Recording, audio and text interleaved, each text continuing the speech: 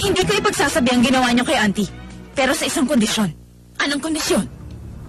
Gusto kong pilitin niyo ang anak niyong si Marcel na kumuha ng marriage license. Ayaw niya kasi akong kilalaning asawa. At saka, kung ano man ang inakusa sa akin ni Angeline, huwag niya yun paniniwalaan. Naintindihan niyo? Ano? Paano naging anak ni Lady Miss si Madel? Sigurado ko ba dyan sa sinasabi mo?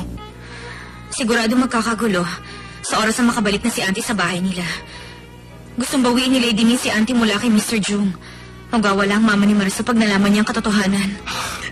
Tadhana na ang naglalapit sa atin pero hindi pa rin kita nakilala. Inimbita mo pa ako sa iyong kasal. Ang laki ng kasalanan ko, sana mapatawad mo ako. Wala akong kwentang ina, patawad na na.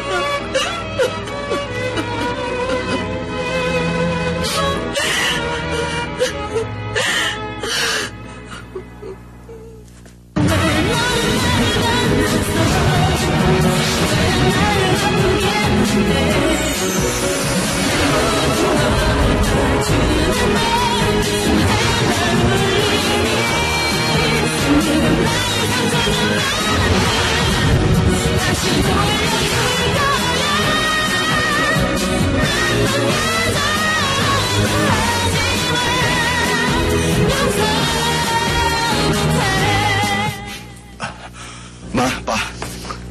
May sasabihin po ako sa inyo. Alam ko mabibigla kayo sa inyong malalaman. Pero hindi ko na kayang itago sa inyo ito. Kuya, ano bang gusto mo sabihin? Nakumpirma mo na ba? Kung hindi ka pa naman sigurado, huwag mo nang ipaalam sa kanila. Hindi ko na kailangan kong pirmahin pa yun. Nalaman ko na dapat ang tungkol doon nang bumalik si Heidi. Hindi ko na naisip yun. Ano bang sinasabi mo dyan?